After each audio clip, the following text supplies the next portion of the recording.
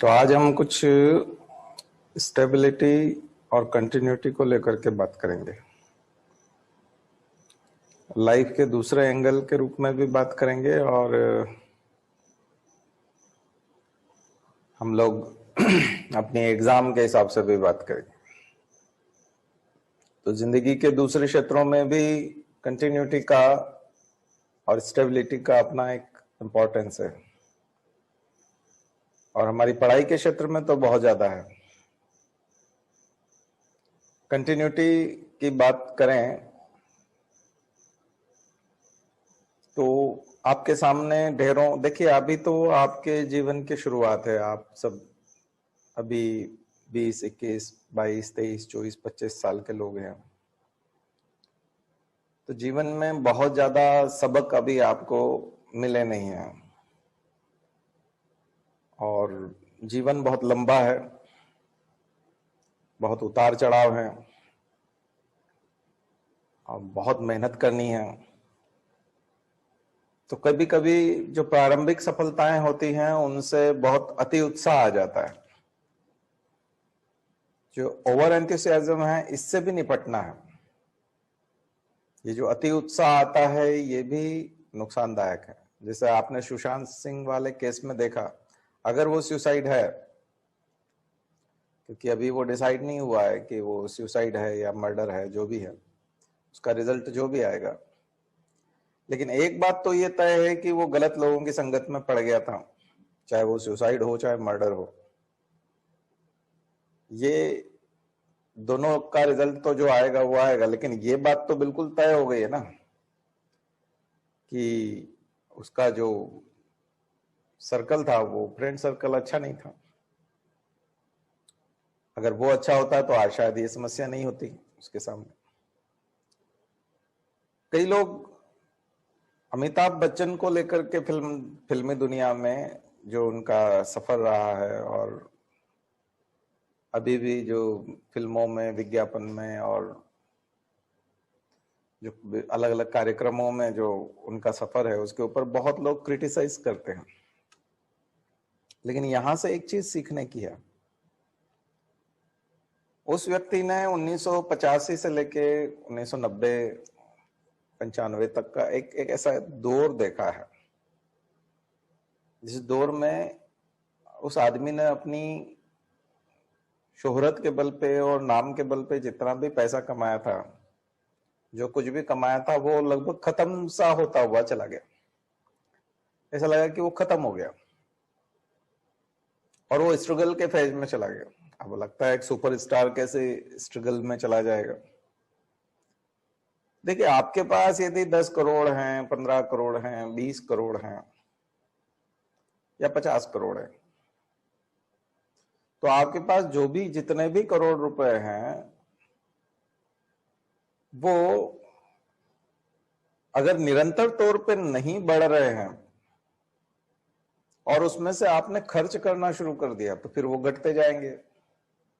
और अगर आपकी आदतें नशे वाली हुई, जो आपको अनकॉन्शियस कर देती है, आपकी फ्रेंड सर्कल, आपका जो संगति है वो बहुत बुरे लोगों के साथ हो गई, तो फिर परिस्थितियां बदल जाती है। तो हम लोगों ने ऐसे लोगों को देखा है कि एक व्यक्ति कहीं का कलेक्टर है, खूब नाम है, खूब जलवा है, फिर वो थोड़े दिन बाद किसी दूसरे बड़े शहर का कलेक्टर हो गया, फिर भी खूब नाम है, खूब जलवा है। उससे एक या दो गलतियां हुई, पॉलिटिशियंस ने उसको उठा करके बाहर रख दिया, साइड में कर दिया।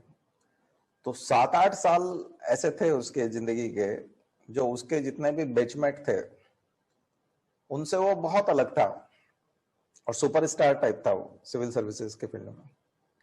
और उसको एक के बाद एक अच्छे जिले मिल रहे थे और झांकी थी। वही चीफ मिनिस्टर है, वही पॉलिटिकल पार्टी है, लेकिन अब उनको वो व्यक्ति काम का नहीं लगता। अब उसने उसको उठा करके साइड में कर दिया। तो जिंदगी जो है उसके सबक बहुत अलग हैं। आप सुपरस्टार हैं, हो सकता है आप सड़क छाप हो जाए, आप स्ट्रगल करने लग जाए। आप बहुत अच्छे पद पे पहुंच गए, हो सकता है आपकी हालत आपकी चपरासी से भी बुरी हो। चीफ मिनिस्टर चपरासी के कंधे पे हाथ रख करके पूछते हो और सब कैसे हैं, ठीक है, आपका बेटा पढ़ाई कर रहा था, क्या रिजल्ट आया उसका, आप साइड में खड़े हैं, आपको इग्नोर कर दिया, आपके चपरासी के कंधे पे हाथ रख करके सीएम ने पूछ लिया। ऐसे दिन भी आ सकते हैं जब आप एकदम सुपरस्टार टाइप हो। मैं ये बातें इसलिए आपसे कर रहा हूं कि इन दिनों में जो आप चीजें देखते हैं, तो कई बार जब आप अमिताभ बच्चन की जब बुराई होती है कि वो अभी भी एडवर्टीजमेंट लेते हैं और फीस लेते हैं और काम करते हैं इस उम्र में भी, एक तो कुछ कुछ तबका तो तारीफ करता है कि देखो इस उम्र में भी आदमी काम कर रहा है, मेहनत कर रहा है, पैसा कमा रहा है। और दूसरी तरफ कुछ लोग आलोचक होते हैं कि अब इनको सिर्फ पैसा ही चाहिए, ये सब चीज बेच देंगे। देखिए, आप कोल्ड ड्रिंक पी करके मर जाओ, लेकिन यह है कि वो तो अपना कोल्ड ड्रिंक का प्रचार करेंगे जबकि स्वास्थ्य को नुकसान करती है। बहुत सारी ऐसी चीजें हैं जो स्वास्थ्य को नुकसान करती हैं, या उन चीजों की उतनी गारंटी नहीं है जितनी वो बताते हैं अपने विज्ञापनों में, लेकिन चूंकि वो सेलिब्रिटी हैं और बहुत सारे लोग खरीदते हैं इसलिए वो बताते हैं और उसके हिसाब से उनकी चीजें बिकती भी हैं। तो फिर वो ऐसा क्यों करते हैं? उन्होंने देखा है कि जो लोग ये प्रवचन सुनाते हैं कि चीज घटिया चीज का आप प्रचार कर रहे हैं, जो लोग प्रवचन देते हैं कि देखिए आप एथिकल नहीं है, आप नैतिक रूप से उतने अच्छे व्यक्ति नहीं हैं जबकि आपको होना चाहिए था, पर वो लोग उन 1985 में, उस 1990 में, 95 में जब वो झांक करके देखते हैं कि वो जो समय था, वो जो दौर था जब वो गरीबी में चले गए थे या स्टारडम जो है वो थोड़ा सा डाइल्यूट हो रहा था, उन दिनों में ये लोग आलोचक हो गए थे कि देखो ये आदमी क्या नाटक करता है, काम धाम नहीं करता है, उस बैंक में इसका देखो ये डिफॉल्टर बना हुआ है, उस बैंक ने अब इसको लोन देने से मना कर दिया, वो प्रोड्यूसर आजकल इसको घास नहीं डालता। क्योंकि जब उसका सितारा गर्दिश में होता है, जब उसकी हालत खराब होती है, तब फिर वो लोग उससे कन्नी काटने लगते हैं। तो एक स्टारडम होता है, एक आप बहुत ऊंचा चले जाते हैं, जैसा सुशांत सिंह के साथ हुआ, बहुत ऊंचाइयां थी, चारों तरफ सफलता थी, क्या चीजें मेंटेन नहीं करके आए। देखिए ये क्या होता है कि जो बिहार से आते हैं, यूपी से आते हैं, भावनात्मक ज्यादा इमोशनल टाइप के लोग होते हैं ना, इधर जो है बहुत स्ट्रगल है, अलग टाइप का माहौल है, और वहां के लोग जब इधर आते हैं और मेहनत करते हैं और जब कुछ बड़ी चीज हासिल कर लेते हैं तो उस पर टिके रहने के लिए, अमिताभ बच्चन भी यूपी से निकल करके आए, बहुत सारे लोग इधर से चले गए वहां, लेकिन वो लोग स्ट्रगल करने लगते हैं क्योंकि वो जो दुनिया है उसमें एक स्थायित्व चाहिए। तो मैं आज बात कर रहा था कंटिन्यूटी और स्टेबिलिटी की, कि लाइफ में निरंतरता भी होनी चाहिए और स्टेबिलिटी भी होनी चाहिए। तो स्टेबिलिटी किस रूप में होनी चाहिए? बौद्धिक स्तर पर स्टेबिलिटी होनी चाहिए। अगर आप पढ़ते हैं तो निरंतर आप पढ़ते रहिए। जैसे ही आपने पढ़ना बंद किया कि आपका डाइल्यूशन हो जाएगा नॉलेज का। जैसे ही आप आर्थिक रूप से ठीक हुए हैं, तो आर्थिक रूप से ठीक होने के लिए आपने जो मेहनत की है, उस पायदान में आप आर्थिक रूप से उस स्थिति में पहुंचे, तो आपको आर्थिक रूप से अच्छा बना रहना पड़ेगा। अगर आप आर्थिक रूप से उस स्तर पर नहीं बने रहे तो फिर दुनिया आपको रिजेक्ट कर देगी, फिर बाहर कर देगी। और लोग सिर्फ हंसी उड़ाते हैं, ध्यान रखिए, चाहे आप दिमाग से कमजोर हो जाओ, चाहे पैसे से कमजोर हो जाओ, या शरीर से कमजोर हो जाओ, तो आपको शरीर भी मेंटेन करना है, बीमार भी नहीं होना है, मानसिक रूप से निरंतर पढ़ते रहना है, और अपनी आर्थिक स्थिति को भी ठीक रखना है ताकि आप पैसे के लिए मोहताज नहीं हो। ये पूरी जिंदगी के लिए सबक है। अब इसको पढ़ाई से हम लोग जोड़ने वाले हैं अभी, कि इसको हमारी एग्जाम के लिए क्या इंपॉर्टेंस है। ये जिंदगी का सबक हमारे एग्जाम में भी लागू होता है, लेकिन उससे पहले एक दो चीजें और मैं आपके सामने क्लियर करना चाहता हूं कि ये सारी चीजें करने के लिए हमें क्या करना होगा, हम कैसे इसको मेंटेन कर सकते हैं, कैसे इन चीजों को कंटिन्यू लागू रख सकते हैं अपनी जिंदगी में। नहीं तो हम लोग फिर उपहास का पात्र बन जाएंगे, हास्य बन जाएंगे लोगों के लिए। आप कहेंगे नहीं ऐसा नहीं होगा, कुछ लोग अच्छे भी हैं, कुछ लोगों के अच्छे होने से नहीं होता। आपका सितारा हमेशा बुलंद रहना चाहिए, तो हमेशा हमको जागरूक अवस्था में रहना पड़ेगा। देखिए, कुछ चीजें प्राकृतिक होती हैं, जैसे कोरोना भी आ गया है, आपको भी इन्फेक्शन हो जाए, कुछ हो जाए, तो उसका कुछ कर नहीं सकते। सावधानी आप चाहे जितनी रखिए, लेकिन आप लोगों से आखिर मिलते हैं, तो संभावना है कि आप बीमार हो जाएं। तो उसका अपना एक साइड इफेक्ट है, उसकी अपनी एक परेशानियां हैं। सब व्यक्ति तो मरते नहीं है, मॉर्टेलिटी रेट तो कम है, 2 या 3% लोग ही की जान जाती है 100 में से, बाकी 97 तो रिकवर होकर के आते ही हैं। लेकिन जो लोग आते हैं वो एकदम परफेक्ट नहीं होता उनका लाइफ, काफी समय तक जॉइंट पेन रहेगा, हेडेक रहेगा, लेथार्जी रहेगी, बिजीनेस रहेगा, तो प्रोडक्टिविटी जो है वो आपकी कम हो जाएगी। दिमाग के तौर पे भी हो सकता है उस साल का आपका यूपीएससी स्टेट सर्विस कुछ नहीं निकल सकता। जिस साल आपको कोरोना होगा उस साल का एग्जाम निकलना बहुत मुश्किल है, क्योंकि उस साल जो है आपका दिमाग उतना चलेगा ही नहीं, है ना, बहुत मुश्किल हो जाता है। हालांकि इच्छा शक्ति से सब कुछ रिकवर किया जा सकता है, ध्यान से, प्राणायाम से, योगा से अब अपने आप को मजबूत कर सकते हैं और अपनी इम्यूनिटी को, जिसको हम लोग हिंदी में या आध्यात्मिक क्षेत्र में उसको जीवनी शक्ति कहते हैं, तो उस जीवनी शक्ति को हम लोग लौटा सकते हैं। तो बीमारी की तो कुछ चीजें होती हैं जो परिवार में हमारा सबसे प्रिय व्यक्ति है, उसको कोई लाइलाज बीमारी हो गई, उसको कैंसर हो गया या कुछ ऐसी कोई बीमारी हो गई जिसका इलाज संभव नहीं है, तो हो सकता है कि उसको हम खो दें।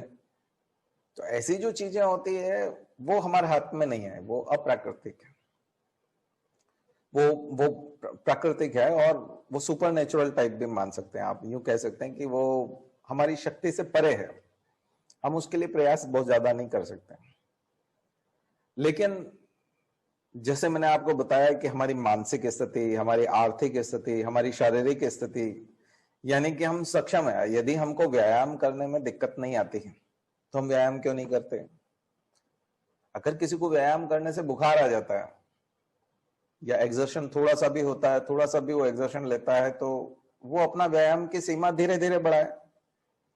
पहले उसको 10 मिनट व्यायाम करे, उसको मालूम है 15 मिनट करेगा तो हो सकता है बुखार पकड़ लेगा, क्योंकि इम्यूनिटी उतनी स्ट्रांग नहीं है, एक्सर्शन झेल नहीं सकती बॉडी। और व्यायाम की सरलता, जैसे आप वजन उठाते हैं, डंबल उठाते हैं, या आप डिप लगाते हैं, या कुछ भी आप करते हैं, तो आप थोड़ा वेट कम रखिए, उसके रिपीटेशंस को कम रखिए, तो थोड़े कम लेवल से प्रैक्टिस करते हुए आप ऊपर तक बढ़िए। आप पढ़ाई करते हैं, मान लीजिए 4 घंटे पढ़ाई करने के बाद आपको चक्कर आने लगते हैं, बुखार, तो आप तो अभी 3 घंटे पढ़ाई की प्रैक्टिस कीजिए, फिर 3.5 की कीजिए, फिर धीरे धीरे 4 की कीजिए, फिर साथ में इम्यूनिटी भी बढ़ाइए, फिर साथ में कुछ खाना पीना भी बदलिए, तो फिर आप 5 तक पहुंचेंगे, फिर 6 तक पहुंचेंगे, फिर 7 तक पहुंचेंगे, धीरे धीरे स्टेबिलिटी आ जाएगी। यही चीज व्यायाम में भी लागू होगी, यही चीज। तो जो प्राकृतिक चीजें हैं और बहुत कठोर है, क्रूर है, और जिससे हमारे व्यक्ति भी चला जाता है, परिवार का प्रिय व्यक्ति भी चला जाता है, ऐसी चीजें हमारे काबू में नहीं है। ठीक है, हम उसको मान सकते हैं, ये ईश्वरीय विधान है, ये प्राकृतिक कानून है, और कुछ चीजें साइंस के समझ से भी परे है, चलिए, तो उसको भी हम लोग नजरअंदाज कर दें। लेकिन 3 चीजें हमारे हाथ में है, हमारे शरीर की स्थिति, हमारे मन की स्थिति और हमारी आर्थिक स्थिति। और ये तीनों चीजों का जीवन के विकास क्रम पे और हमारे जो उन्नति है जीवन की, उस पर बहुत प्रभाव पड़ता है इन तीनों चीजों का। और इन तीनों में से कोई एक भी स्थिति डामाडोल हुई तो ये ट्राइपॉड है जीवन के विकास का। जैसे आप विकास का ट्राइपॉड उधर देखते हैं इवोल्यूशन में, तो उसमें वेरिएशन आता है, म्यूटेशन आता है, और नेचुरल सिलेक्शन ले लीजिए, या इस टाइप की आइसोलेशन या एडाप्टेशन ले लीजिए, तो वो ट्राइपॉड एडाप्टेशन से, वेरिएशन से और म्यूटेशन से, उससे बनता है। वो तीनों चीजें मिलकर के विकास क्रम कहलाती है, उसको ऑर्गेनिक इवोल्यूशन कहते हैं। तो ट्राइपॉड एक विकास में जो वहां बनता है, तो हमारी लाइफ के विकास में भी एक ट्राइपॉड बनता है, और ये ट्राइपॉड बनता है शारीरिक, मानसिक और आर्थिक। और शारीरिक, मानसिक और आर्थिक रूप से जब हम सक्षम होते हैं, मजबूत होते हैं, तो फिर हम उस स्टारडम का आनंद उठा पाते हैं जहां हम पहुंचे हैं। नहीं तो आप चाहे कलेक्टर बन जाइए, 2 कौड़ी की इज्जत नहीं रहेगी, एक समय में चपरासी भी नहीं पूछेगा आपको, मंत्री नहीं पूछेगा, विधायक नहीं पूछेगा। ढेरों ऐसे आईएएस हैं, बुरी हालत हो जाती है। शारीरिक रूप से कोई आईएएस है और बहुत सीनियर है और बहुत लोग कांपते थे, शहर के गुंडे बदमाश सब कांपते थे, अचानक से शारीरिक रूप से आपने ख्याल नहीं रखा, कुछ भी खा रहे थे, कुछ भी खा रहे थे, आपके ट्राइग्लिसराइड जो है वो 700 हो गए, 600 हो गए, आपका एचडीएल, आपका वीएलडीएल, आपके कोलेस्ट्रॉल लेवल 500 पे पहुंच गया, आपका बीपी जो है वो 170, 110 रहने लगा, आपकी शुगर 700, 800, 600 शुगर होने लगी, आपकी 400 से ऊपर शुगर रहने लगी, अचानक से क्लॉट हो जाएगा, पैरालिसिस हो जाएगा, लार टपकती रहेगी, आप व्हील चेयर पे चले जाएंगे। अब आप धुआंधार आदमी हैं, आपके नाम से लोग कांपते थे, आप ऑर्डर देते थे, खत्म हो गई जिंदगी। अब लोग देखते हैं, दया आती है उनको, अरे यार ये बेचारा कितना अच्छा आदमी था। तो शारीरिक रूप से आप व्हील चेयर पे पहुंच गए, हालत खराब हो गई, आज सीटी स्कैन हो रहा है, कल ये हो रहा है, कल वो हो रहा है, वेंटिलेटर पे पड़े हुए हैं। तो शारीरिक रूप से अगर आप मजबूत नहीं है तो फिर आपका स्टारडम बेकार है, आपका अचीवमेंट बेकार है, आप जहां पहुंचे हैं वहां पर स्थिति खराब हो जाती है।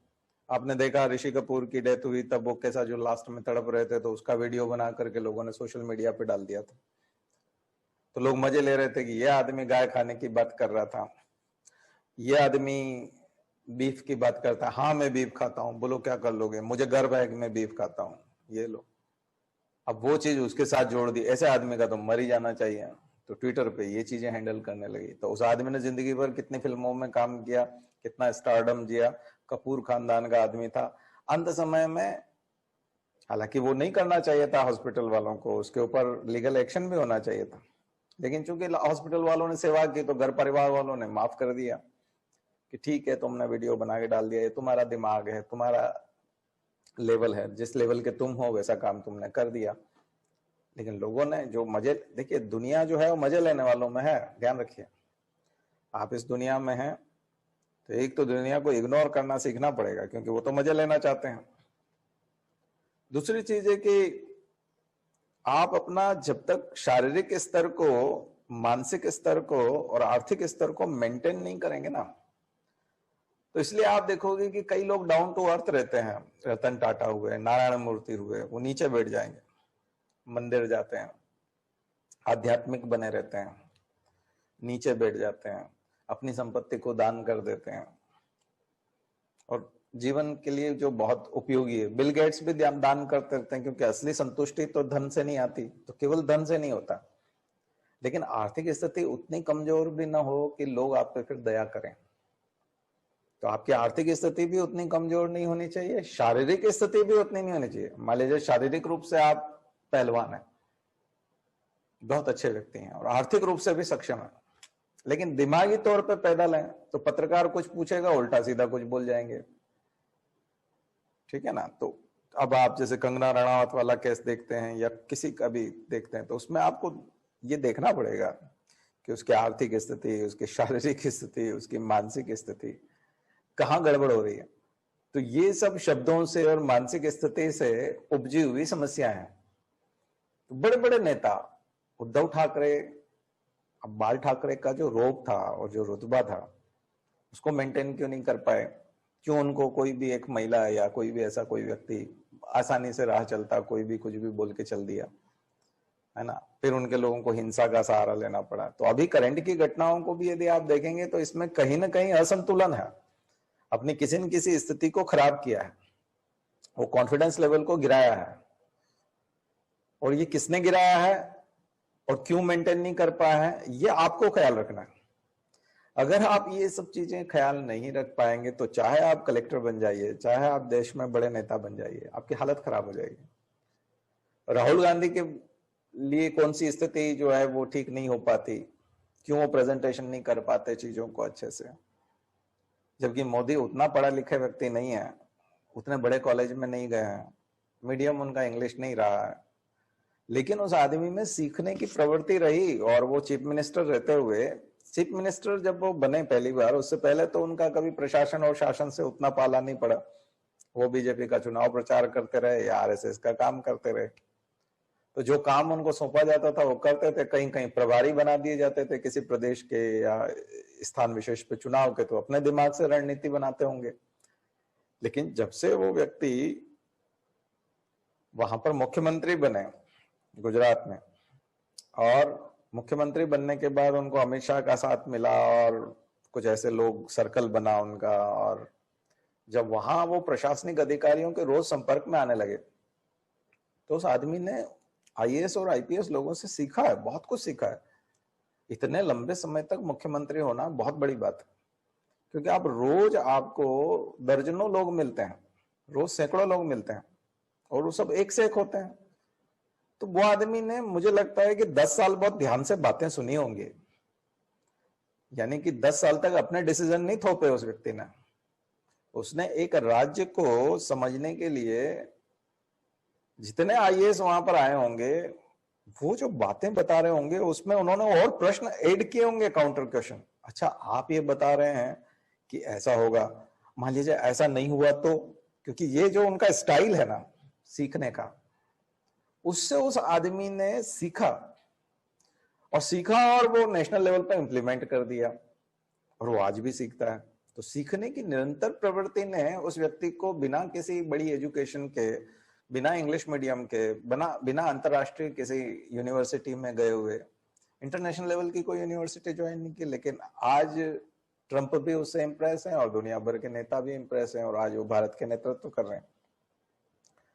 तो ये जो सीखने की प्रवृत्ति है, हालांकि राहुल गांधी भी सीखते होंगे, लेकिन क्या है कि जो मेंटेन करने वाली बात मैंने बताई कि अपनी शारीरिक, मानसिक और अपनी आर्थिक स्थिति को, आर्थिक स्थिति आप लोगों के बारे में इसलिए कह रहा हूं क्योंकि हम लोग राहुल गांधी की तरह और उस तरह से मजबूत नहीं है। एक बार कोई व्यक्ति सांसद बन जाता है तो आर्थिक रूप से उसको इसलिए दिक्कत नहीं आती क्योंकि 1.5 लाख रुपया पेंशन मिल जाती है। मुख्यमंत्री बन गए, आप विधायक बन गए, जिंदगी भर 1-1.5 लाख रुपया आपको हर महीने मिलता रहेगा। तो नेतागिरी में बहुत सिक्योर है फ्यूचर, आपको कोई नौकरी करने की जरूरत नहीं है। एक दिन के लिए भी आप विधायक बन गए तो आपका काम हो गया, आपको 1.5 लाख रुपया आप जिंदगी भर मिलता रहेगा, पूरी जिंदगी। और अभी 1.5 मिल रहा है, उस समय में 2.5 की जरूरत होगी, यानी कि जब महंगाई बढ़ जाएगी तो 2.5 मिलेगा, फिर 3 मिलेगा, 4 मिलेगा, तो वो महंगाई के हिसाब से उनका बढ़ता रहता है। तो पूरी जिंदगी पैसा मिलता रहता है। तो नेताओं का फ्यूचर तो सिक्योर है, आर्थिक रूप से उनको बहुत ज्यादा दिक्कत नहीं आती। कई बार उनका इलाज वगैरह भारत सरकार करा देती है, स्टेट गवर्नमेंट करा देती है, तो उनको उस तरह से दिक्कत नहीं आती। तो फिर क्या दिक्कत आती है? मानसिक तौर पे दिक्कत आती है, शारीरिक तौर पे दिक्कत आती है। तो शारीरिक तौर पर भी कब तक? लेकिन आदमी कम से कम एक औसत आयु तो जिए ना, 70-75 साल की, 80 साल की जो जिंदगी होती है वो जिंदगी तो जिए। जैसे आप बड़े बड़े नेताओं को देखते हैं, प्रणब मुखर्जी अभी गए हैं तो वो 80 साल के होके गए हैं, है ना। मोदी खुद 70 में चल रहे हैं, अभी स्वस्थ हैं, योगा करते हैं। आप उनका वर्कआउट करते हुए वीडियो देखते हैं, लोग कई बार हंसी उड़ाते हैं, उसके भी मीम बने हुए हैं, उसके भी वो हैं। लेकिन भाई तुम्हारी हालत, जब तुम 70 साल के होगे तब मोदी जी इतने फिट रह पाओगे क्या? नहीं रह पाओगे। अब मीम बना के क्या करना है? अभी तुम 30 साल के, 35 साल के, मोदी की हंसी उड़ा रहे हो। अरे भाई, वो जो व्यक्ति जितने मूवमेंट कर पा रहे हैं तुम्हारे दादाजी कर नहीं पाते, तुम्हारे पिताजी हिल नहीं पाते, हाँ, उतना अच्छा से मूवमेंट ही नहीं कर पाते। वो कर रहा है आदमी, वो मेहनत कर रहे हैं और साथ में देश भी चला रहे हैं। ब्यूरोक्रेट से मिलते हैं, दिन भर ऑफिस बैठते हैं, फाइल सिग्नेचर करते हैं, मीटिंगें लेते हैं, वर्चुअल मीटिंग ले रहे हैं। तुम्हारे पिताजी को हो सकता है इंटरनेट चलाना ना आता हो, उनको ऐसे जूम पे मीटिंग करना ना आता हो, वो कर रहा है आदमी। टेक्नोलॉजी सीखता है, माउस चलाता है, बटन दबाता है, हेल्पर जो कुछ करते होंगे, सहयोगी कुछ करते होंगे, वो भी करता है और मेंटेन किया है। अपने स्वास्थ्य को भी मेंटेन किया है, मानसिक स्थिति को भी जितना होना चाहिए पढ़ता ही होगा व्यक्ति, नहीं तो जो सर्कुलर है जो निकलते हैं सरकारी, उसको तो पढ़ना ही पड़ता है, नहीं तो फालतू जगह पे सिग्नेचर करा लेंगे तो बदनामी होगी। तो पढ़ना तो पड़ता है, चीफ मिनिस्टर को भी पढ़ना पड़ता है, प्रधानमंत्री को भी, तो कलेक्टर को भी पढ़ना पड़ेगा। लेकिन क्या हम इस चीज को मेंटेन कर पाएंगे? बहुत लोग मेंटेन नहीं कर पाते। बहुत लोगों की हालत खराब है। रहे कलेक्टर, कहीं अच्छी जगह रहे, बहुत अच्छा शहर मिल गया, बड़ा शहर मिल गया, उसके बाद तुरंत बाद फिर एक बड़ा शहर मिल गया, कई लोगों को तीसरी बार भी बहुत उससे भी बड़ा मिल जाता है। तो हमेशा बड़े से बड़ा शहर जो है वो कलेक्ट्री में मिलता जाता है। अच्छी बात है, आप रही है, लेकिन अचानक से ऐसा क्या हो गया कि आपकी हालत खराब है? एक समय में आपके घर पे 20 नौकर चाकर दिए हुए थे, गाड़ियां थी, बंगला था, सब कुछ चीजें थी, और बंगला तो आज भी है, लेकिन आदमी नहीं मिल रहा है। एक दो ऐसे लोग मिले हैं जो काम ही नहीं करते और आपकी बात भी नहीं मानते। आपके यहाँ कोई गेस्ट आए हुए हैं और आप कमरे में हैं और आप आने वाले हैं, इस बीच में वो आपकी हंसी उड़ा जाता है, उस गेस्ट के सामने हंसी उड़ा जाता है, या उसकी बॉडी लैंग्वेज ऐसी होती है कि कई ऑफिसर के घरों में या कई जगह पर जो कर्मचारी होते हैं उनकी बॉडी लैंग्वेज ऐसी होती है कि उससे पता चलता है कि ऑफिसर के प्रति इन लोगों की, उनके घर में काम करने वाले लोगों की कैसी श्रद्धा है। और कुछ लोगों की ऐसी होती है कि सामने तो डरते हैं वो अधिकारी से, इसलिए एकदम तन के खड़े हो जाते हैं, लेकिन थोड़ा सा अधिकारी इधर उधर हुआ कि वो बहुत लापरवाह टाइप की बॉडी लैंग्वेज हो जाती है, और इस तरह से हो जाती है कि उसकी एब्सेंस में ऐसा लगता है कि ये इस आदमी को कुछ समझता नहीं है। तो एकदम से पता चलता है कि आपका लेवल अभी क्या है। तो ये लेवल भी मेंटेन करना है। केवल पोस्ट मिलने से कुछ नहीं होता कि आपने बहुत मेहनत करके आईएएस हो गए तो बस बात हो गई, नहीं, आपका चपरासी आपका कचरा कर देगा। मैंने बताया वो खैनी खाते हुए, तंबाकू ऐसे मसलते हुए जो है बात करता है, आपका चपरासी। आप अंदर बैठे हुए हैं, कलेक्टर हैं, और वो आपके गेट पे बैठा हुआ है कुर्सी लगा के कि किसको अंदर जाने देना है, नहीं जाने देना है। आप जाकर के जब पूछेंगे कि साहब अंदर हैं, तो खैनी खाता हो, हाँ बैठा है, जाओ मिल लो, बैठा बैठा अंदर, हाँ बैठा, जाओ। और उसने अपना खैनी मसलना बंद ही नहीं किया। तो ये चीजें है, ऐसी बॉडी लैंग्वेज आपके सबऑर्डिनेट्स की रहती है।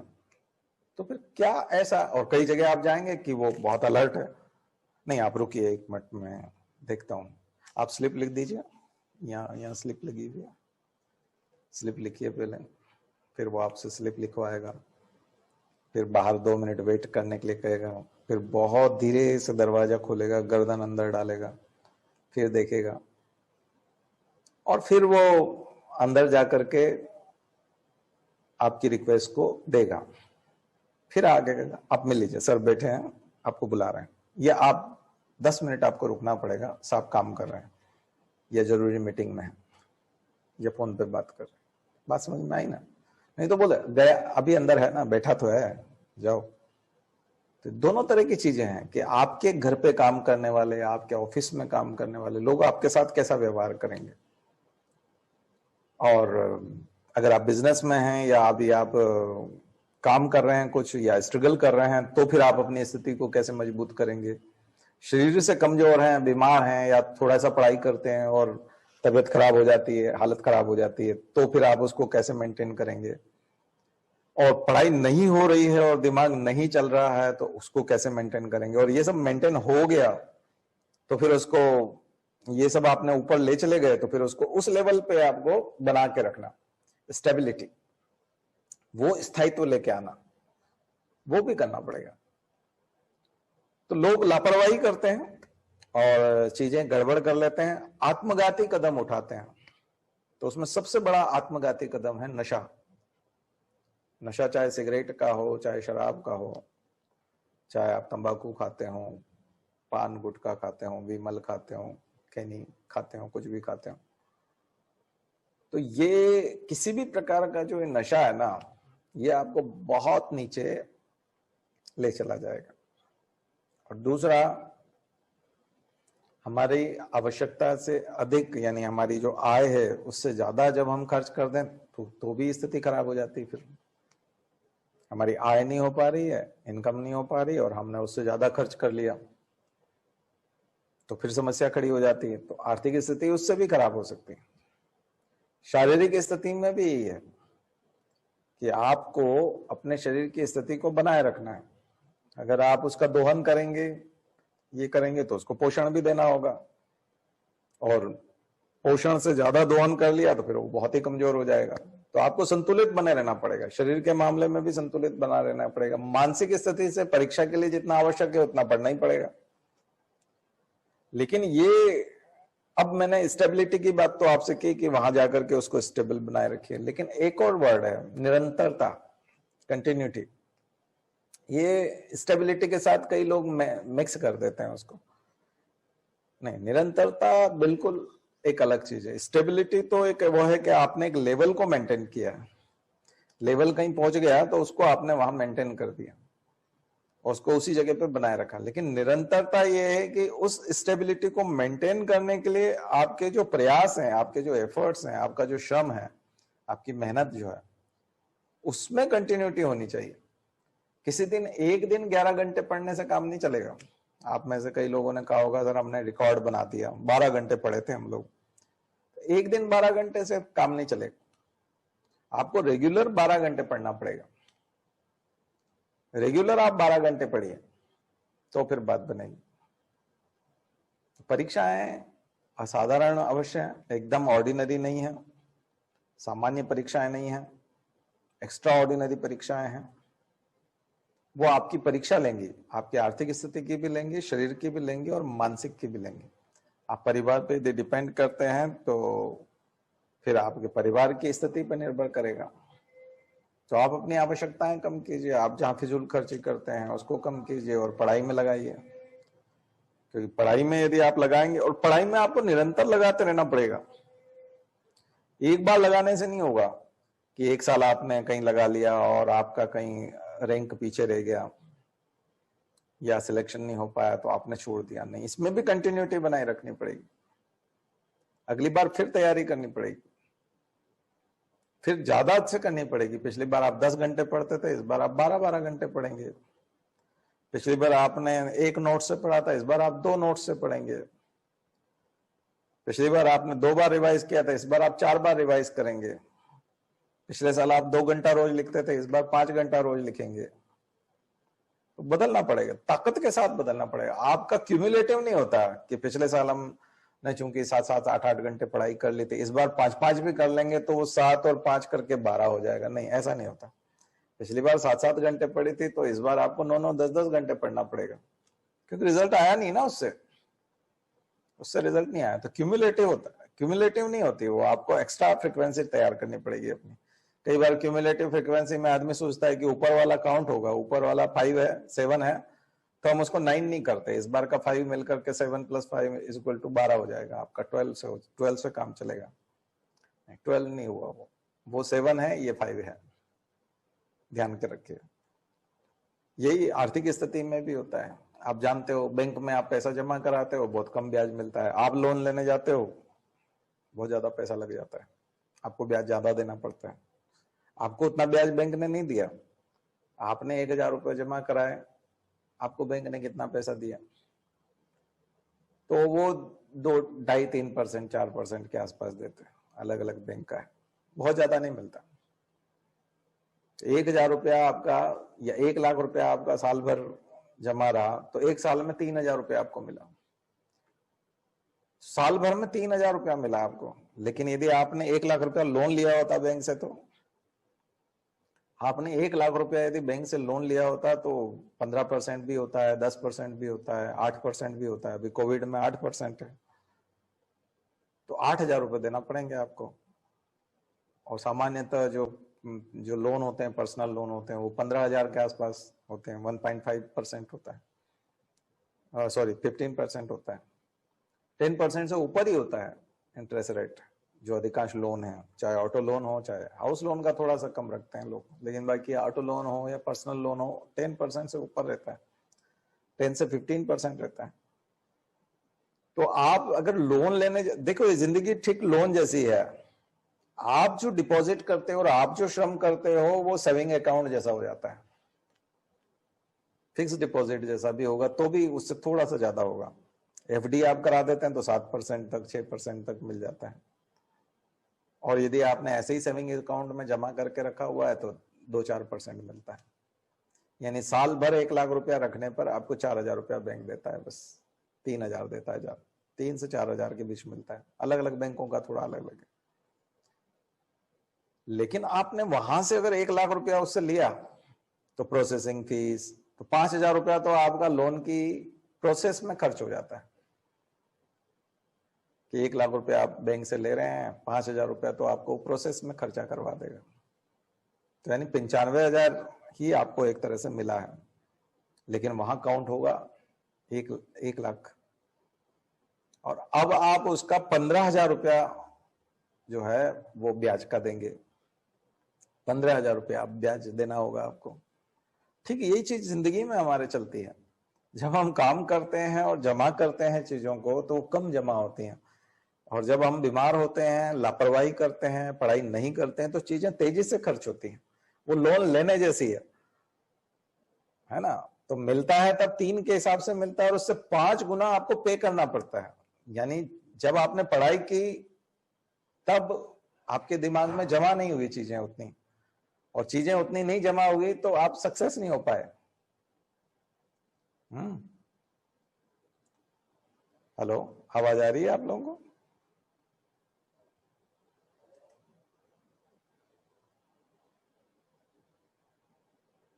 ठीक है, कोई डिस्टरबेंस तो नहीं है ना? ठीक है, ओके। तो चीजें इस तरह से, लोन अलग चीज है और आपका डिपॉजिट अलग चीज है। तो जब आप पढ़ाई करते हो ना, तो वो डिपॉजिट करने जैसा है। और आप डिपॉजिट करते जा रहे हो तो आप सोचोगे कि नहीं एक्यूमुलेट हो जाएगा, बहुत चीजें हो जाएंगी, बहुत ज्यादा हमारा इकट्ठा हो गया। नहीं नहीं, वो कुछ भी नहीं हुआ है, बहुत ज्यादा नहीं हुआ है। अभी आपको करते रहना पड़ेगा, डिपॉजिट करते रहना पड़ेगा, बहुत ज्यादा डिपॉजिट करना पड़ेगा। और जब आपने पढ़ाई करना बंद कर दी तो आपने लोन लेना एक तरह से शुरू कर दिया, तो आपके ऊपर भारी भरकम ब्याज लग गया, तो आप तेजी से भूलते हो चीजों को, तेजी से भूलते हो। और फिर से शुरू करोगे तो आप कहोगे नहीं पुरानी वाली पड़ी हुई है। नहीं, पुरानी नहीं पड़ी हुई, वो जीरो हो गई है, कुछ नहीं, कोई मतलब नहीं है। कई गलत कि 2 साल हमने तैयारी कर रखी है सर, अब तो 6 महीना पढ़ेंगे तो पास हो जाएंगे। नहीं, 2 साल आपने तैयारी की है, नहीं हुआ है, इसका मतलब आपने भाड़ी झोंकी थी। आप कहोगे क्या फिर हम भाड़ झोंक रहे थे? निश्चित रूप से आप भाड़ झोंक रहे थे, धूल में लठ चला रहे थे। कुछ नहीं आता, क्योंकि आपने जो 2 साल पढ़ाई की उसमें सक्सेस मिल जानी चाहिए थी अगर कुछ किया होता तो। अब आप कहोगे कि अब तो हमको 6 महीने में सफलता मिल जाएगी क्योंकि 2 साल का तो हमारा वो पड़ा हुआ है। अरे भाई, कुछ नहीं हुआ, वो जो था वो बकवास था। अगर उसमें कुछ दम होता तो तुम सिलेक्ट हो गए होते। तो अब क्या होगा, अब तुमको 3 साल पढ़ना चाहिए। अगर वो उसी तरह पढ़ते हो पहले जैसा तो फिर 3 पढ़ना पड़ेगा। क्वालिटी सुधारोगे तो हो सकता है कि 1 साल में हो जाए। तो वो तरीके, वो गलतियां जो 2 साल हुई थी वो सब बंद करनी पड़ेंगी। जो 2 साल तक जो आपने गलतियां की उनको उनको गलतियों को रोकना पड़ेगा, रिफाइनमेंट करना पड़ेगा। उस समय जो आपका मानसिक स्तर था, मानसिक स्तर बढ़ाना पड़ेगा। उस समय जो शारीरिक लेवल था और आप बीमारी से जूझ रहे थे या आप स्ट्रगल कर रहे थे, वो शारीरिक स्थिति को सुधार करना पड़ेगा। साधन संसाधन आपके पास उस समय में नहीं थे, तो अब आपके पास, पहले लैपटॉप नहीं था तो आपने लैपटॉप ले लिया। पहले आप मोबाइल पे पढ़ते थे तो उतना अच्छा नहीं दिखता था, अब लैपटॉप पे आप ज्यादा अच्छे से पढ़ने लगे। पहले आपके पास नोट्स प्रॉपर नहीं थे, अब नोट्स प्रॉपर हो गए। पहले आप लिखते नहीं थे तो आप लिखने लगे हो। पहले आपने करंट अफेयर्स पे उतना ध्यान नहीं दिया, अब आप करंट अफेयर्स को लेके चलते हो। हमने इस बार करंट अफेयर्स पे बहुत ध्यान दिया। इस बार की क्लासेस हमारी लगभग 1.5 घंटा एक्स्ट्रा चली हैं करंट अफेयर्स पे। तो आप खास करके लॉकडाउन के दिनों में जो हम लोगों ने क्लासेस ली हैं तो उसमें कम से कम हम लोग 600 आर्टिकल देख चुके हैं, 600 आर्टिकल्स। तो जो इंडिया के लीडिंग न्यूज़पेपर हैं उनके 600 आर्टिकल हमने आपको एक्सप्लेन करके बताए। और 60 आर्टिकल से भी यदि 10 क्वेश्चन, यानी कि 6 आर्टिकल से भी यदि एक क्वेश्चन निकल करके आता है तो आपके 60 क्वेश्चंस जो हैं वो बन सकते हैं, है ना। तो 10 आर्टिकल से एक बनेगा तो 60 आपके बन सकते हैं क्वेश्चन, क्योंकि 600 आर्टिकल हमने डिस्कस किया है अलग अलग। कोविड पे खूब हुआ है, कोरोना पे, वायरस पे, इस पे कितना कुछ हुआ है, इकोनॉमी पे बहुत हुए हैं, आरबीआई पे बहुत हुआ है, सरकार की योजनाओं पे बहुत किया है, और इंफ्रास्ट्रक्चर वाली इश्यूज पे बहुत किया है, एजुकेशन पे खूब किया है, हेल्थ पे खूब किया है, और हमने फॉरेन अफेयर्स पे बहुत सारी चीजें ली है, दुनिया भर के देशों से संबंध के बारे में बहुत कुछ बताया है। तो ये सब चीजें अगर आपने पिछले साल वाले में नहीं किया है तो इस बार आपको करना पड़ेगा, क्योंकि आप अगर किसी भी चीज को स्कीप करते हैं तो आप कमजोर हो जाते हैं, आपकी तैयारी में वो धार नहीं रहती जिससे सफलता मिलती है। तो धार बनाए रखने के लिए, कंटिन्यूटी बनाए रखने के लिए आपको हर तरह का एफर्ट लगाना पड़ेगा, सारे एफर्ट लगाने पड़ेंगे।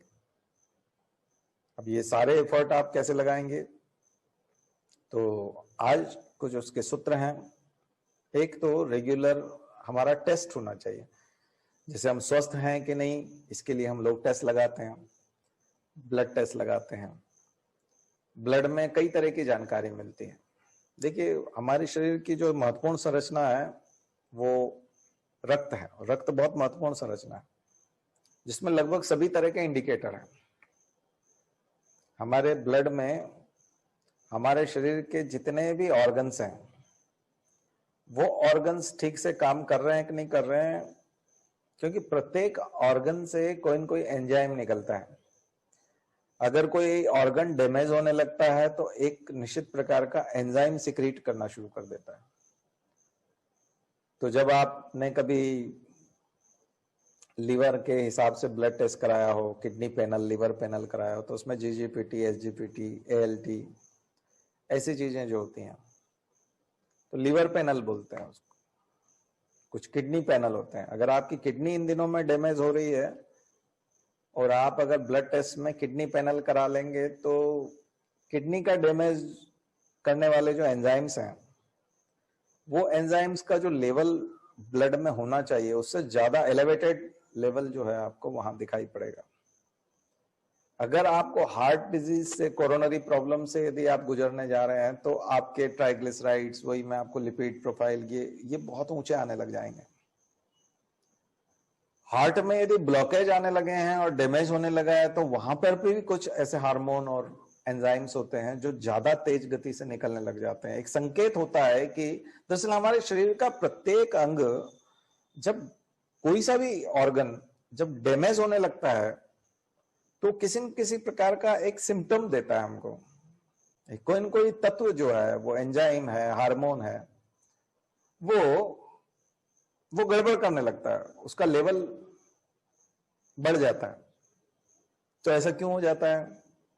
ये हमारे शरीर का, ये देखो वैज्ञानिकों ने रिसर्च करके मेडिकल साइंस को इतना इवॉल्व कर दिया है आज कि अब ये हमको इस लक्षणों के रूप में दिखाई पड़ता है और हम ब्लड टेस्ट कराते ही पता लग जाता है कि हमारे शरीर की कौन से हिस्से में प्रॉब्लम आ रही है, और डॉक्टर उस ब्लड टेस्ट से समझ जाता है कि आपका ये वाला ऑर्गन, अब इसका सोनोग्राफी कराते हैं, अब इसका सीटी स्कैन कराते हैं, आगे की फर्दर एंडोस्कोपी कराते हैं, जो भी इन्वेस्टिगेशन, जो भी और ज्यादा जो डायग्नोसिस करने के लिए जो भी जरूरी चीजें हैं वो करवाने लगता है। वो कब कराता है? जब सामान्यतः ब्लड, तो ब्लड हमारा, ब्लड का अगर पूरा कंपोजिशन और उसके दूसरे कॉन्स्टिट्यूएंट्स को अगर हम आसानी से डिटेक्ट करवाना चाहें तो बहुत अच्छे से हम हमारी बीमारी को डायग्नोज कर सकते हैं।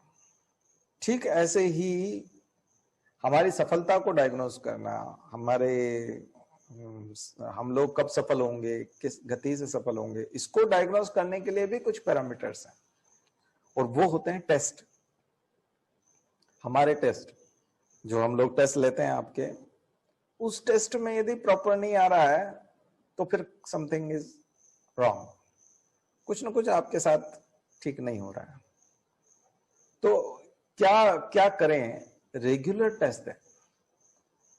जितने ज्यादा हम लोग, देखिए शारीरिक रूप से ब्लड निकाल करके टेस्ट देना, आप जैसे खास करके कोरोना कॉल में, अभी कोरोना के समय में यदि अगर आप टेस्ट लगाने के लिए जाएंगे अपने बॉडी का तो आपको पैथोलॉजी लैब में जाना पड़ता है। तो वहाँ बहुत सारे पेशेंट्स आते हैं, जिस कुर्सी पे आपको बिठाया जाता है, जिन इक्विपमेंट्स को वो लोग आपके ब्लड निकालने के लिए यूज करते हैं, वो कई लोगों को वो लगा चुके हैं। वही व्यक्ति जो है ब्लड टेक्नीशियन जो ब्लड आपका निकाल रहा है, वो कई लोगों को दिन भर में हाथ लगाता है, उसने प्रॉपर मास्क पहना है कि नहीं, चीजें सैनिटाइज की है कि नहीं, तो वहां जाके हो सकता है कि आप कोरोना लेके आ जाएं, बीमारियां लेके आ जाएं। तो वो टेस्ट तो एक रिस्की टेस्ट है, लेकिन हम तो आपको ऑनलाइन टेस्ट दे रहे हैं, हम आपको व्हाट्सएप पे टेस्ट पेपर दे रहे हैं।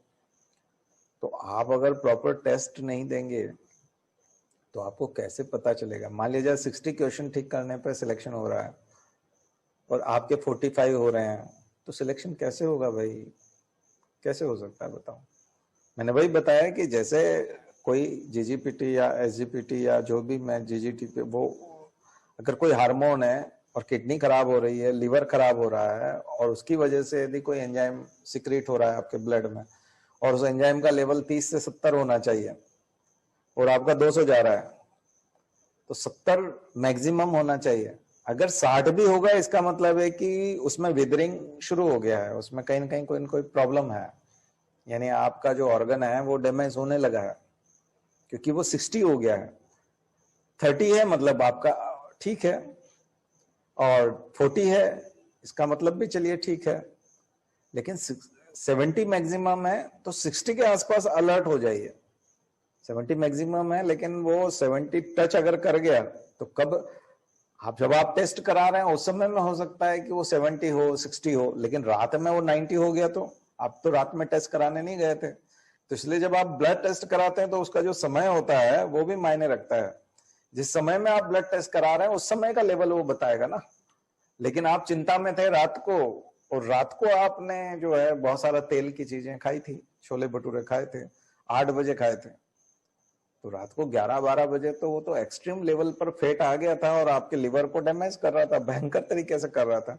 उस समय में हो सकता है वो 100 पे हो, लेकिन ऐसा नहीं हो सकता कि 200 वाला एकदम 70 के अंदर चला जाए, या 70 से अंदर होता है तो एकदम से तेल की कोई चीज आपने कचौड़ी खाई और वो 200 हो गया, ऐसा नहीं होता। उसके एक इंडिकेटर होते हैं कि वो 30 से 70 के बीच मूव करता है, 30 से 70 के बीच मूव करता है। अब आप टेस्ट कराने गए और 200 आ गया, तो इसका मतलब है कि लिवर में सब कुछ ठीक ठाक नहीं है ना। तो आप क्या करेंगे? आज के बाद तेल की चीजें बंद कर देंगे, घूमने फिरने नहीं जाते थे तो घूमने लग जाएंगे, एक्सरसाइज नहीं करते थे तो एक्सरसाइज करने लग जाएंगे। 1 महीने बाद आप टेस्ट कराइए और 70 के अंदर चला जाएगा। तो ये करना पड़ता है ना, तो ये करना पड़ता है, नहीं तो फिर वो 200 हुआ, 250 हुआ, 300 हुआ, 400, 450 के आसपास लिवर बोल जाएगा, सिरोसिस हो जाएगा, या डॉक्टर कहेगा आपका लिवर बदलना पड़ेगा, लिवर ट्रांसप्लांट कराइए नहीं तो मर जाइए, गेम खत्म हो जाएगा। तो दवाइयां भी काम नहीं करती एक समय के बाद में। तो टेस्ट कराने से हमको अर्ली स्टेज में पता चलता है कि डैमेज क्या है और ये ठीक कैसे होगा। तो हम जो परीक्षा दे रहे हैं, अगर उसमें आप टेस्ट नहीं दे रहे हैं तो मुझे नहीं लगता कि आपका सिलेक्शन का, आपको कैसे पता चलेगा कि सिलेक्शन आपका होने जा रहा है? टेस्ट देने से 60 में सिलेक्शन होता है, 60 क्वेश्चन पे सिलेक्शन हो रहा है, आपके 45 आ रहे हैं। अब आप एक दिन में क्या खा के कर लीजिएगा उसको, कैसे कर लेंगे आप लोग? एग्जाम वाले दिन 4 अक्टूबर को आप कहां से 60 कर लेंगे? अभी आपका 45 है भाई, 15 बढ़ाने पड़ेंगे ना। एक एक बढ़ाने में एक एक महीना लग सकता है, ध्यान रखिए। आप 45 पे हैं, 46 पे पहुंचने में हो सकता है 1 महीने तक पढ़े आप, history, economy, polity, geography, science, current affairs, 1 महीने तक रीडिंग लगाएंगे तो हो सकता है कि वो 45 से 46 पहुंचेगा। 15 बढ़ाने के लिए 15 महीने लगाने पड़ेंगे। मुझे लगता है आपको चीजें समझ में आ रही होंगी। जो हमने नोट्स दिए हैं वो नोट्स पढ़ने पड़ेंगे। देखिए, नोट्स में ये होता है कि हम ये नहीं कहते कि हमारे नोट्स सर्वश्रेष्ठ हैं और आपकी कोई औकात नहीं कि आप ऐसे नोट्स बना लें। कई लोग बोलते हैं हम नोट्स बनाएं या नहीं बनाएं। तो एक बात आपको बता दें, कई लोग बोलते हैं अपने खुद के नोट्स होने चाहिए, दूसरे के नोट्स नहीं पढ़ने चाहिए। तो आपको मैं एक बात स्पष्ट बता दूं कि आप खुद बनाएंगे बहुत टाइम लग जाएगा। हम ये नहीं कह रहे कि आप में क्षमता नहीं है, हर व्यक्ति में क्षमता है। भगवान ने सबको शरीर दिया है, बुद्धि दी है, मार्केट में सामग्री अवेलेबल है, बुक्स अवेलेबल है। हमने भी उन्हीं बुक्स को पढ़ के नोट्स बनाए हैं, मार्केट की उपलब्ध सामग्री को लेकर के एडिटिंग की है और उन्हीं से नोट्स बनाए हैं। आप लोग भी वहीं से बनाएंगे। और आप में भी अकल है, एक समय में हम भी आपके जैसे ही थे, लेकिन हमको वो नोट्स बनाते बनाते 20 साल हो गए, मेहनत करते करते 20 साल हो गए। हमको ये चीज समझ में आ गई कि ये एग्जाम है क्या, और इस एग्जाम के जो क्वेश्चंस हैं वो कहाँ से आते हैं, और उसका उत्तर क्या होना चाहिए, या प्रीलिम्स में जो ऑब्जेक्टिव आता है, मल्टीपल चॉइस आता है, उसका उत्तर निकलेगा कैसे, ये हमको समझ में आ चुका है। और हमने प्रैक्टिस की, खुद एग्जाम दी, निकाली, तो फिर प्रूव भी हो गया कि हाँ, हम प्रश्न ऐसे आते हैं और इसके उत्तर ऐसे निकाले जाते हैं। तो ये जो प्रैक्टिस है, इस प्रैक्टिस को हमने नोट्स के रूप में उतार दिया। तो जिस चीज को हमने 20 साल में तैयार किया है, हो सकता है कि आप लोग उसको 7 साल में तैयार कर दें, लेकिन 7 महीने में तो तैयार नहीं कर पाएंगे आप लोग। हमको यदि 20 साल लगे हैं तो आपको 7 साल तो लगेंगे ना, 5 साल तो लगेंगे। तो आप क्या करेंगे कि चीजों को इकट्ठा करेंगे, मेहनत करेंगे, हार्डवर्क करेंगे, बहुत हार्डवर्क करेंगे। और इतना हार्डवर्क करने के बाद, जैसे हम अपना नोट्स अभी 8-10 हजार में आपको दे रहे हैं, तो आप अपना नोट्स बनाने के लिए भी कम से कम 30-40 हजार रुपए की किताबें और वो सब तो इकट्ठा करनी पड़ेगी। क्योंकि हमारी पर्सनल लाइब्रेरी को यदि कोई ऑब्जर्व करे तो हमारी पर्सनल लाइब्रेरी कम से कम 30-35 लाख रुपए की है। 2000 में ही वो 20 लाख रुपए के आसपास की थी। तो मेरी पर्सनल लाइब्रेरी तो कम से कम 35, बल्कि अगर उसका मूल्य अभी की किताबों के हिसाब से देखें तो 50 लाख जाता है। तो 50 लाख रुपए मूल्य की किताबें हमने जीवन में खरीदी होंगी। 50 लाख रुपए की किताबें खरीदने के बाद हम कहीं जाकर के इस लेवल पे आपको नोट्स दे पा रहे हैं। ऐसा नहीं कि हमने वो सारी किताबें पढ़ ली हैं, बहुत सारी किताबें जो कि त्यों रखी हुई नहीं पढ़ पाए, कुछ किताबें आधी पढ़ पाए, कुछ के 4-4, 5-5 पेज ही पढ़े हैं, लेकिन 300, 400, 500 किताबें ऐसी रही होंगी जिनको कंप्लीट किया है, पूरा पढ़ा है। और कुछ ऐसी भी हैं, 50-60 किताबें ऐसी भी हैं जिनको 2-2, 3-3 बार पढ़ लिया, 4 बार पढ़ लिया, ऐसी भी हैं किताबें।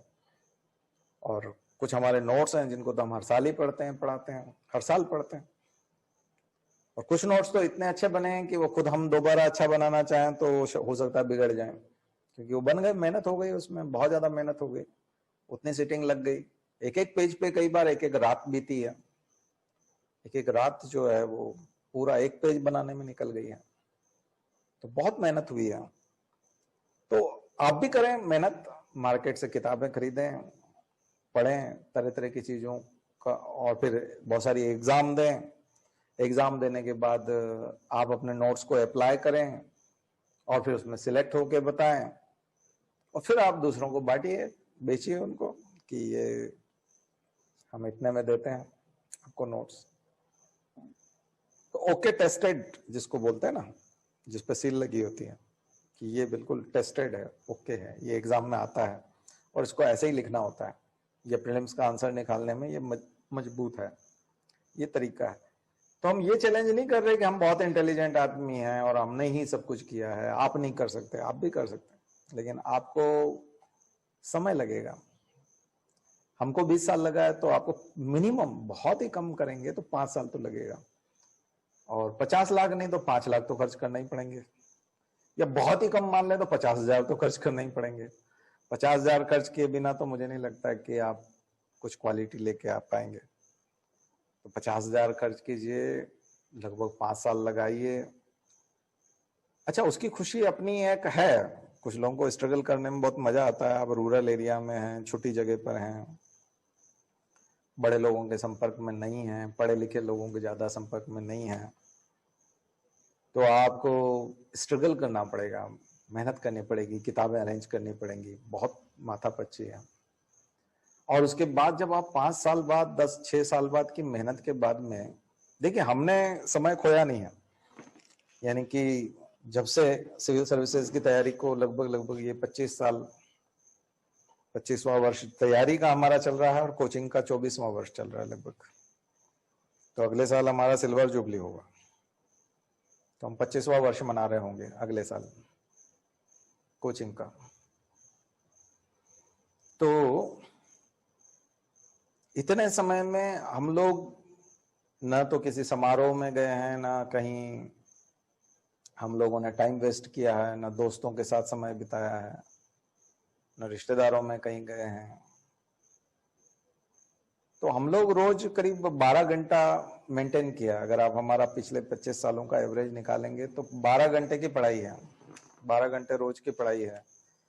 या पूरी तरह से पढ़ाई न भी कहें तो हम लोग पढ़ाई के क्षेत्र में रहे हैं, यानी कि क्लास ले रहे हैं तो ये भी एक पढ़ाई है, कुछ पढ़ रहे हैं, पढ़ा रहे हैं। तो पढ़ने पढ़ाने के क्षेत्र में हमारा रोज का 12 घंटा गया है, कम से कम बता रहे हैं। तो एवरेज यदि आप पिछले 25 सालों का निकालेंगे तो 12 घंटे का पड़ेगा। अब अचानक से किसी को चमत्कार करना है तो रोज 14 घंटे भी होगा तो 20 घंटे 20 साल रहेंगे, या 15 घंटे करेगा 12 के बजाय 16 घंटे करेगा तो फिर उसको 25 साल के बजाय 20 साल लगेंगे, 18 साल लगेंगे। और दिमाग हमारा भी इतना कमजोर नहीं रहा कि हम बिल्कुल एकदम थर्ड क्लास व्यक्ति थे। हमेशा से एक तरह से मेरिटोरियस रहे हैं, या फर्स्ट क्लास तो हम लोग रहे ही हैं कम से कम मिनिमम। तो क्लास में कोई न कोई पोजीशन लगती रही है, चीजों को समझते रहे हैं। पिताजी शिक्षक रहे हैं तो आर्थिक स्थिति इतनी बुरी भी नहीं थी, किताबें खरीदते रहे हैं, पढ़ते रहे हैं, मैगजीन्स पढ़ते रहे हैं। और डिस्ट्रिक्ट प्लेस पे रहे हैं पिछले 25 साल से, तो इतना छोटा रूरल एरिया भी नहीं है कि वहां चीजें आती नहीं थी। वहां सब चीजें समझ में भी आती थी, लाइब्रेरी भी थी, इंटेलेक्चुअल लोग भी थे, प्रोफेसर्स भी थे, सब्जेक्ट एक्सपर्ट भी थे, राइटर्स से भी, हमारे यहाँ राइटर्स भी थे। हम जिन कॉलेजेस वगैरह में पढ़े वहाँ लोग राइटर किस्म के लोग भी थे, जो अपने अपने क्षेत्र में किताबें लिखते थे। विद्वान लोग भी थे, उन सबके संपर्क में भी रहे, सेमिनार में रहे, वर्कशॉप में रहे, और दिल्ली यूनिवर्सिटी और ऐसी जगहों से भी संपर्क में रहे इतने साल। तो ये है कि मेहनत खूब हुई है, उस मेहनत का सारा अनुभव जो है वो आपको उसमें दिखाई पड़ता है।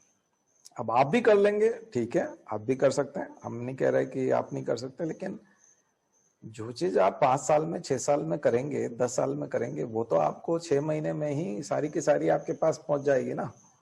यानी वो तो एक ही दिन में पहुंच जाएगी। वैसे तो अगर हम कोरियर करते हैं किसी व्यक्ति को तो एक ही दिन में उसके पास, या 3 दिन में उसके पास नोट्स पहुंच जाते हैं। और यदि वो उसको सबको पढ़ना शुरू करे तो 6 महीने में लगभग वो उसको खा जाएगा, सारा नोट्स पढ़ जाएगा 6 महीने में। तो उसने तो इतने सालों की जो मेहनत है उसको तो आत्मसात कर लिया। अब वो उससे कितना कैप्चर कर पाएगा ये उसकी योग्यता पे और उसकी गुणधर्म उसके ऊपर निर्भर करेगा कि उसका अटेंशन कितना रहा, कितना वो कैप्चर करता है उससे, वो उसके ऊपर निर्भर करता है। लेकिन इसको 2 सेकंड रिवीजन किया, 3rd रिवीजन किया तो भी 1.5 साल में वो चीजें हो जाएंगी जो 7 साल में या 8 साल में करता। तो ये फायदा हो। कई लोग बोलते हैं सर कोचिंग से कुछ फायदा होता है, कई लोग बोलते हैं सर नोट्स से कोई फायदा होता है। हाँ, नोट्स से ये फायदा होता है कि जो आप 8 साल में बनाते वो 1 साल में हो जाएगा, 6 महीने में हो जाएगा। कोचिंग से क्या होगा कि जो चीजें आप सोच सोच करके और अपने आप को सेल्फ मोटिवेट करते और खुद पढ़ाई करते समझ के, वो आदमी पहले ही दिन बता देता है। आप खुद आप सीधा द हिंदू का और इंडियन एक्सप्रेस का कोई आर्टिकल पढ़िए और हम पढ़ के जब बताते हैं तो कितना अंतर होता है। तो आपने जब द हिंदू का आर्टिकल पढ़ा तब उतने सारे एंगल, उतने डायमेंशन करके बताए थे, नहीं बता पाए थे। हमने बताया, तुरंत आपको मसाला मिल गया। दरअसल परीक्षा जो है युद्ध जैसे पुराने समय में होता था, तो तलवारबाजी होती थी युद्ध में, और जो तलवार गर्दन काट देती थी वो जीत गया।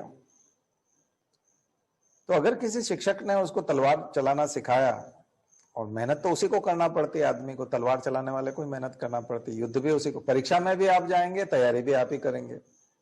हम आपके शिक्षक होंगे, जैसे वहां वो तलवार सिखाई जाती थी, तीरंदाजी सिखाई जाती थी। द्रोणाचार्य जो थे वो खुद युद्ध लड़ते थे। आपने देखा महाभारत में वो सेनापति भी रहे, तो वो खुद युद्ध भी लड़ते थे और युद्ध कला सिखाते भी थे।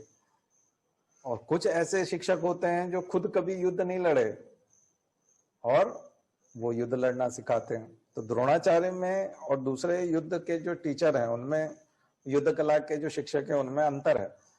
तो हमारे जीवन में ये फायदा है कि हम लोगों ने खुद परीक्षाएं दी और परीक्षाएं पास की है। तो हम लोग उसी तरह से जैसे द्रोणाचार्य सेनापति और खुद युद्ध लड़ करके जीतना जानते हैं, ठीक उसी तरह से हम लोगों ने भी जीवन में युद्ध किए हैं और जीतना हम लोग जानते हैं। तो हम आपको जो शिक्षा देते हैं तो उसमें काफी चीजें प्रैक्टिकल भी होती हैं, तो हम आपको प्रैक्टिकल चीजें भी बता पाते हैं कि जिंदगी में केवल नोट्स ही पर्याप्त नहीं है, साथ साथ प्रैक्टिकल नॉलेज भी है। तो फिर इससे क्या फायदा होता है? इससे फायदा ये होता है कि आपको हमारे अनुभवों के साथ साथ आपका जो टाइम स्पैन है, जो आप स्पेंड करते हैं तैयारी करने के लिए, वो कम हो जाता है। जहां आपको तैयारी में 3 साल लगने हैं, 4 साल लगने हैं, वो आप 6 महीने में, साल भर में कर लेते हैं, क्योंकि आपको सीधा सीधा मटेरियल मिल जाता है, सीधा सीधा टारगेट मिल जाता है। आप में से कई लोग ऐसे हैं कि सर हम लोगों को तो 1 साल हो गया या 6 महीने हो गए, हम क्यों नहीं कर पाए? फिर दरअसल क्या है ना कि कंपटीशन बहुत ज्यादा है, और कंपटीशन में क्या है कि किसी किसी की तैयारी पूरी है और वो 11th में भी 90% था, उसका 12th में भी 90% था, कॉलेज में भी उसने 80% 85% से कॉलेज किया, और बाकी सब बच्चे जब उधम करते थे वो लाइब्रेरी में बैठा रहता था, वो इंडिया टुडे पढ़ रहा है, वो क्रॉनिकल पढ़ रहा है, वो न्यूज़पेपर लेके बैठा रहता था। बाकी सब लोग घर भाग जाते थे, वो प्रोफेसर के घर पहुंच जाता था या प्रोफेसर के रूम में जाकर के, वहाँ स्टाफ रूम में जाकर के प्रोफेसर से पूछ रहा है। इकोनॉमी के है, साइंस का स्टूडेंट, और इकोनॉमी के प्रोफेसर को ढूंढता फिर रहा है। इकोनॉमिक्स का प्रोफेसर मिल गया तो उससे इकोनॉमिक्स समझ रहा है, आज का जो अखबार में आर्टिकल आया है उससे जाके समझ रहा है। इस प्रकार की जिंदगी जीने वाला आदमी जब हमारे पास आएगा तो 6 महीने में वो IAS हो जाएगा। लेकिन आप क्या है कि अब IAS की परीक्षा बड़ी आकर्षित करती है, तो आप में से बहुत सारे व्यक्ति ऐसे हैं जो आकर्षित तो हो गए हैं लेकिन अभी तक जिंदगी उस तरह से नहीं जी है। आप कर रहे थे BCA, कर रहे थे BBA। मैं इन कोर्स की हंसी इसलिए उड़ाता हूं क्योंकि कई बार हंसी नहीं उड़ानी चाहिए, लेकिन कई सारे कोर्सेस ऐसे घुस आए ना हमारे यहाँ, तो सिविल सर्विसेज के हिसाब से बिल्कुल भी काम के नहीं है, क्योंकि उसमें कुछ नॉलेज ही नहीं आता, और जो नॉलेज आता है वो 1 या 2% रोल प्ले करता है एग्जाम में। तो कई लोग इस टाइप की डिग्रियां ले लेते हैं, 12वीं के बाद दोस्तों के चक्कर में पहुंच गए, चले गए इंदौर, दिल्ली, यहाँ वहां, कुछ तो भी कोर्स कर लिए, सोचा ही नहीं, IAS का कभी प्लान ही नहीं किया, सिविल सर्विसेज के लिए प्लान ही नहीं किया, कोर्सेज कर लिए। कोर्सेज मात्र करने से तो आपका सिविल सर्विसेज में सिलेक्शन नहीं होगा, या ग्रेजुएट हो जाने से तो नहीं होगा। तो अभी तक आपने जिंदगी में जो IAS की तैयारी के हिसाब से जो अपनी जिंदगी जीने चाहिए थी 11वीं के बाद में, कम से कम 11th के बाद में, वो आपने जी नहीं है, और वो जी नहीं है, और अब चस्का लगा है ग्रेजुएट होने के बाद 21-22 के हो गए, अब जॉब मिल नहीं रहा, किसी ने कहा बोले सिविल सर्विसेज कर लो। तो हर आदमी अपने आप को अंडर एस्टिमेट करते हुए क्या करता है कि अब चूंकि IAS तो बहुत कठिन परीक्षा है, हम तो MPPSC करेंगे, MPPSC का टारगेट बना लेता है उठा के। और लायक, अब बताइए कि जब आपको UPSC की तैयारी करने वाला MPPSC देता है तो वो तो सिलेक्ट हो जाता है, तो UPSC वाला जब उनको मिल रहा है तैयारी के लेवल वाला, तो वो MPPSC में आपके घटिया लेवल को क्यों लेंगे? एक चीज, खैर वो बात हम पहले कर चुके हैं। लेकिन आज मैं ये बताना चाहता हूं कि ऐसे बच्चे जब, जिन्होंने कभी जिंदगी में उद्देश्य नहीं रखा सिविल सर्विसेज का, 12वीं तक नहीं रखा, ग्रेजुएशन तक भी नहीं रखा, अचानक से 21-22 की उम्र में सोचा कि अब हमको कहीं कुछ नहीं मिल रहा है तो हम, अरे तो ये जो है ये कोई साइड बिजनेस टाइप नहीं है, सिविल सर्विसेज की परीक्षा मुख्य प्रवाह है, ये मेन स्ट्रीम में आपको तैयारी करनी पड़ती है। कई लोग सोचते हैं कुछ नहीं मिल रहा है तो फिर हम इसको कर लें, अरे नहीं भाई, इसको सबसे पहले लक्ष्य बनाना पड़ता है।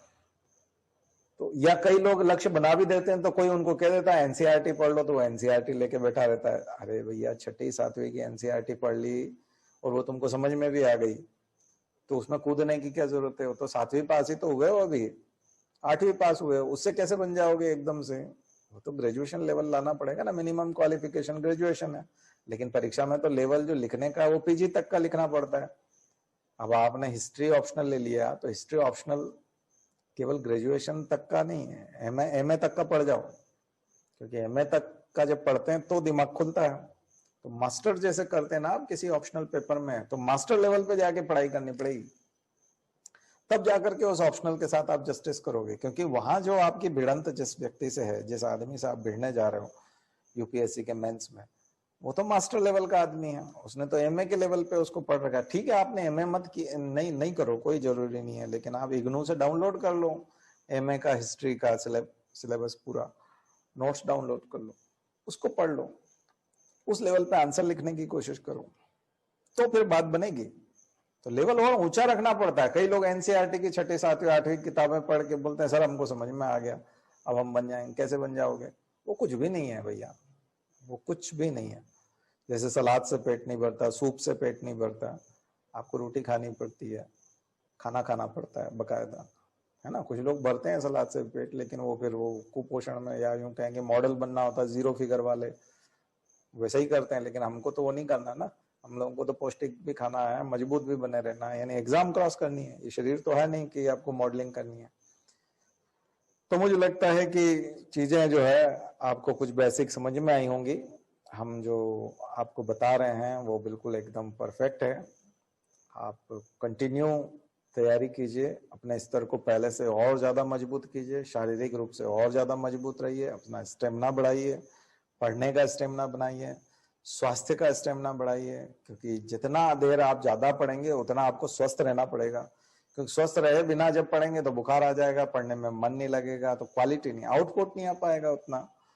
तो शारीरिक रूप से भी स्वस्थ बने रहना है, मानसिक रूप से भी स्वस्थ बने रहना है।